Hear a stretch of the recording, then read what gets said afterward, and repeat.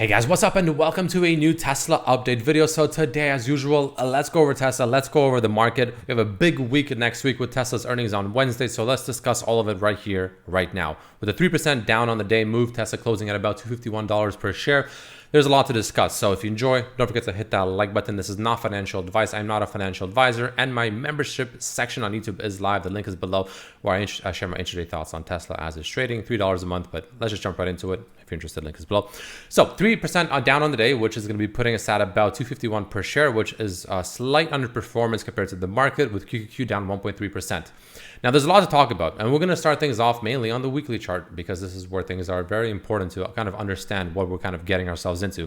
First and foremost, the bullish aspect, we have the potential inverted head and shoulders pattern right here, right? As long as this thing holds, Tesla, again, don't forget, this is on a weekly time frame, and even on a weekly time frame, this is a very large inverted head and shoulders. So in other words, if this actually does play out, and it does play out by going above about $300 per share, that'll be extremely bullish, and Tesla should have a phenomenal run overall. Like the trend should be overall very much up, assuming this plays out and we break above 300. So take that for what it's worth. So that's very, very bullish, assuming, of course, it actually plays out. Now, moving over to some bearishness here, unfortunately, we have, zooming in, we have this weekly candle that we just closed, of course, today. Which is pretty bad, right? Not a great looking weekly candle, an inverted or hammer candle, right? It's red as well. So it's a pretty bearish looking hammer candle. It's not great to see. This is not what you want to be seeing, right? So keep in mind, this is pretty bad. This, in my opinion, signals a reversal. And after, this 15% uptrend we had since 234 up to about almost 270, this is, it's gonna most likely give us some pain. Obviously, it doesn't have to. You need to see some continuation on this, but just strictly off of this candle closure alone, it's pretty bad. It's pretty bearish, and it's not something I'd want to be seeing as a bull, that's for sure. So what does it mean though? I personally think that this means that we will most likely re-enter the 240s. I really think that's pretty likely at this point, and I think we'll re-enter the 240s and most likely come down to retest the bottom of this channel one more time, as we did over here. Got really close over here as well, right? And I think we'll come back down to retest it somewhere around 240 probably next week. Now, very important to understand, you do not want to be breaking below 240 if you're a bull. If Tesla breaks below 240, we start potentially falling out of this overall massive channel. And if we fall out of this channel, well, that's where things can start getting a little bit bearish, because don't forget, this is a channel that still has the potential of acting like a bear flag, right? We talked about this many times. If I zoom out over here quickly, right, you can see, right, from all-time highs, right, we potentially have a massive pull, which is this right here, into the bear flag. We got rejected at the 0.618 Fibonacci. We also talked about this many times before. And then, of course, falling out of this will take us to somewhere around the mid 150s, if not even lower. That's probably going to happen if it, of course, were to happen, right? Just keep that in mind. We don't want to fall too far below it. Now, some people might argue, well, okay, well, let's say we do fall below it. As long as we technically hold about about $210, we're still holding up this inverted head and shoulders pattern. And that is still very true. So that is technically kind of like that last layer of hope. But again, the way I look at it is, if we do fall out of this wedge, the bear flag potential to play out significantly increases, and it might overwhelm this pattern, the inverted head and shoulders, and completely nullify it. It's just not something I would personally want to be risking, is all I'm saying, right? That's where I will start getting a little bit nervous. Let's just say that.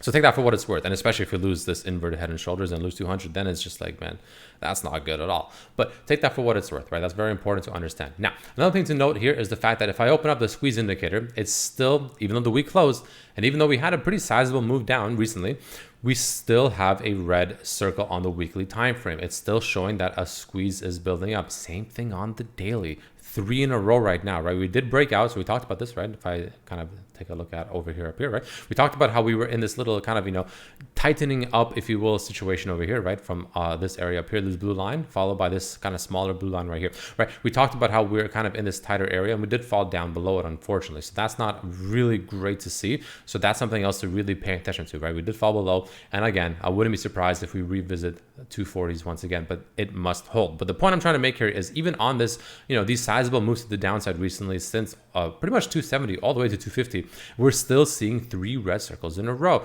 It's still signifying that the squeeze is still technically building up. It hasn't actually really shown the real move just yet, right?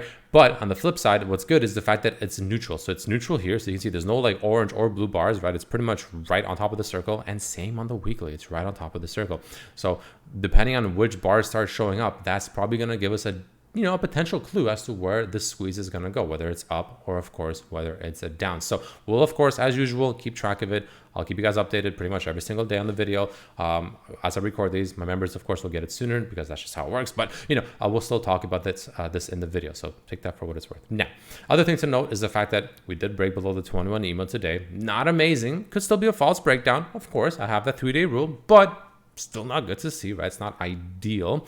We have, of course, the 100-day moving average, which we're pretty much at right now, and we are at also the 50-day moving average. Now, this is where things get a little bit interesting. Now, there's something called a golden cross and a death cross, if you're not aware. Golden cross is essentially when something like the 50-day moving average crosses over the 100 or the 200. Essentially, a smaller day moving average crosses over a larger day moving average. So again, 50 crossing 100, 50 crossing 200, right? That signifies that that it's going to start going bullish, right? It's going to be bullish because usually if it was below it to begin with, it was probably on a downtrend. Now that it crossed, you go on an uptrend. That's kind of the basic idea.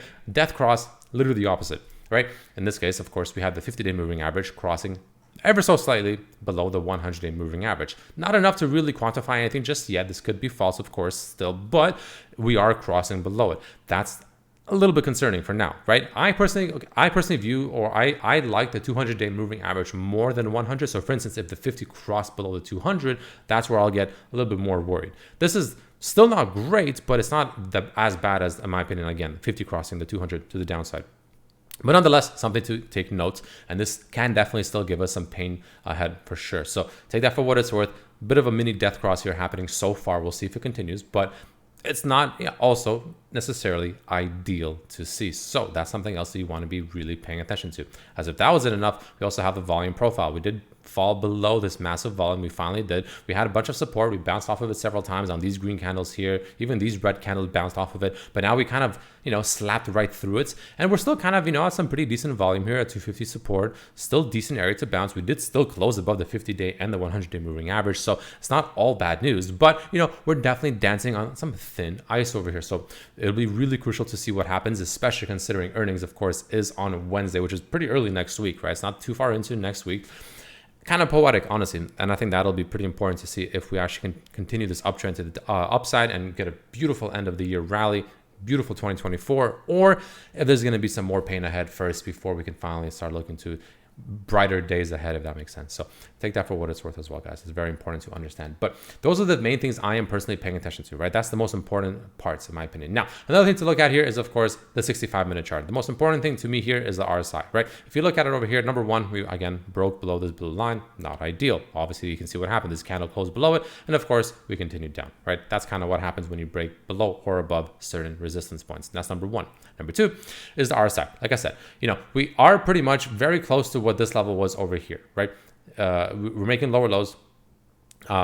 We are making lower lows, so I guess it's not too bad, but the RSI is making like a meaningfully lower low compared to what the stock is showing, even though we're not that much lower than this 253 level that was over here back when the RSI was sitting around 46. Now we're at 251, so we're only $2 to the downside from this point here where the RSI was at like 44, 45. But our RSI is at 32, like it's meaningfully lower. It's a little bit concerning. I'm not really liking that. The RSI is showing a bit of weakness there, which to me tells me that even if we might get a bounce on Monday or something like that, we're probably gonna get one more move to the downside, which most likely will be that move to the 240s, like the mid-ish, maybe even low 240s to retest the bottom of this channel. But the bulls better damn hope that this holds, because if this, again, channel does not hold, that's really bad. That's gonna be very bearish. So definitely take that for what it's worth. It's very important to understand that. And the last thing I want to take a quick look at is, of course, going to be the options flow, right? The options flow, I just showed on members, but unfortunately not showing anything too obvious here. Honestly, it's kind of mixed, nothing really obvious, nothing major. This is probably the biggest premium I can see right now, which is 680, which is not little, but it's not like a massive giga whale or something like that. It's just, it's okay, right? It's okay, right? In terms of just strictly looking at options flow. So nothing really obvious. It's pretty mixed. It's probably slightly more bullish, but like it's not too crazy more bullish. It's very mixed, very kind of, right in the middle, if you will. No one really knows what the hell's going to happen. And with, rightfully so. I mean, with such a big week coming up next, with such a move, kind of on thin ice, with earnings just around the corner, there's a lot of big question marks up in the air for Tesla right now, for the stock itself, especially as to where the next move will go. And this is one of those situations where I am personally more of a reactionary trader as opposed to a predictable or trying to predict where it's going to go, because who knows where it's going to go next. It's a matter of understanding the levels to pay attention to and reacting accordingly based on the movement. So that's the way I'm looking at it, and that's what I'm doing, and that's the way I have personally, at least what I believe, have set myself up. So regardless of where we go from here, I'll be happy and I will benefit one way or another. But regardless, thank you so much for watching. If you enjoyed, don't forget to hit that like button, and see you guys on Monday for next week. It's gonna be a big week. So until then, thank you.